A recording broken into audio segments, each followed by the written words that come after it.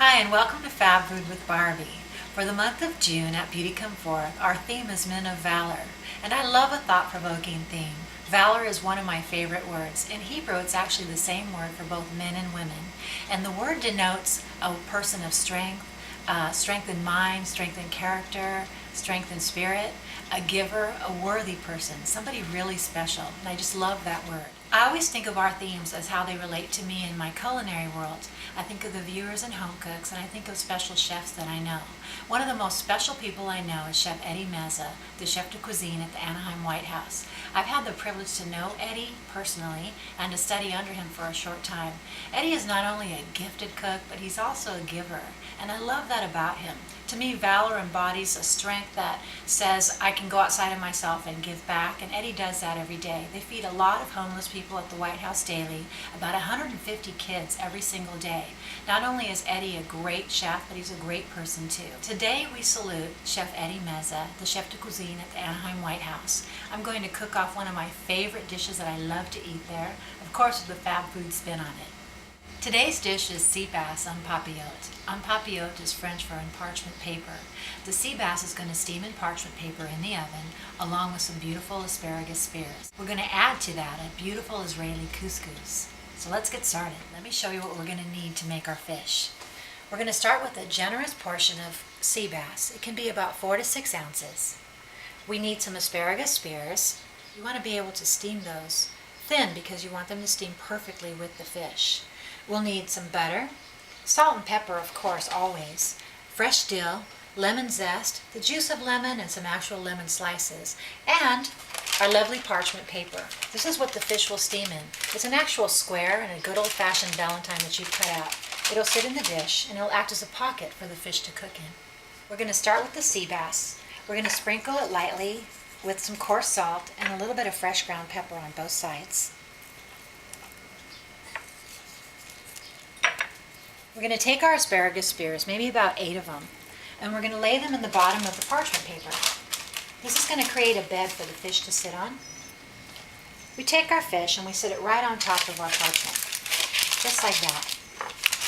To the fish, we're going to add a little bit of lemon zest that we zested off earlier. This is the rind of the lemon. We're going to add a tiny bit of lemon juice to give it some extra flavor. We're going to get a little bit of fresh dill and add that. Okay, so there's our pat of butter. We're going to start sealing this up, and as I get it almost all the way sealed, I'll pop in the splash of wine. We're folding the parchment paper from the top part of the heart, the fattest part of the heart. Every crease is going to help it seal. So you just take the little creases, little by little, go all the way down till you get to the point. What I like to do is leave a little opening at the end when we get to the point so that I can pour my white wine in. It's easier to do it then than pour it in before and have it spilling out all over when you're folding. Also, you might want to know that you can spray the parchment if you want to, if you think you're going to cook with a high temp in the oven so that the parchment doesn't burn. But also keep in mind that the parchment is loaded with silicone so that it won't burn. Here goes the dry white wine. It'll take a minute before you get the hang of it so that you're not spilling wine everywhere, but it's the easiest way to do it, I find. So you go ahead and you fold it back, keep folding, till you get to the end. When you get to the very end, at the point, you tuck the point under, and just the weight of it will let the point stay down while it bakes and it won't open up. We've got it in the pocket now. It's ready to go into the oven. We've got a temperature of 375 in our preheated oven.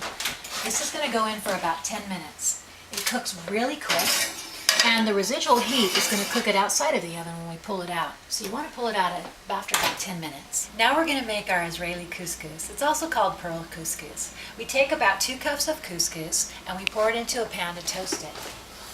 I pour it into the saucepan that I'm going to be using to steam it. We've got medium heat here, and we're going to just toast it till it gets a golden brown. We don't want it to be burnt, so we got to be careful. Okay, so after you get your couscous golden, you're going to take the vegetable broth. It was 1 cup of vegetable broth and 2 cups of water, and you're going to put it into the pan with the couscous. Okay, so you slowly add the liquid into the pan. At this time, you can put a little bit of salt and pepper in there.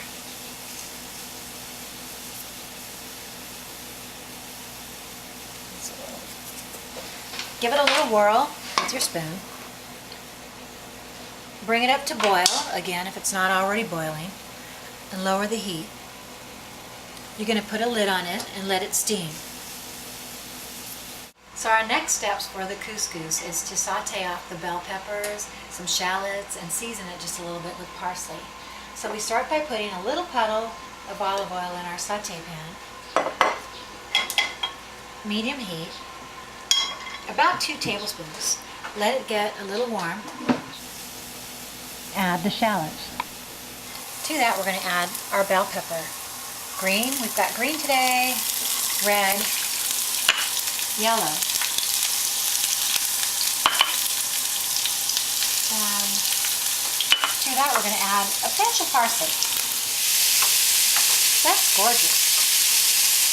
Okay, I've got good news. The couscous is done. It's cooked al dente perfectly. It's beautiful and golden. We're going to add the peppers to it right now. Peppers look like a big old party. Getting ready to make this look really colorful. It's going to give it a lot of flavor as well. So we'll take a fork and we'll fluff it all in. Well, there's the couscous. It's already done. I think our fish is done too, so let's get ready to plate it. Are you ready? We're going to take the fish out now. It's ready. It smells yummy. I say yummy a lot, don't I? All right, now let's very carefully transfer our parchment packet to the plate. You're going to lose a little water or steam possibly if your seals aren't that tight, but that's okay. With the fish already plated, we're going to go ahead and pop the couscous down on it, right alongside there. If you wanted to go ahead and plate the fish out of the paper, just carefully remove it. You might want to put the couscous down first and lay the fish on top and then garnish it really pretty. We're going to go ahead and garnish the side of the plate even though our fish is still in its little pocket.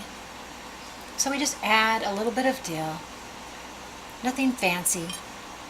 Now when your guest gets the plate, they're going to get it with the parchment closed. But when they get to the table, you can instruct them to go ahead and open the parchment. And out pops the present.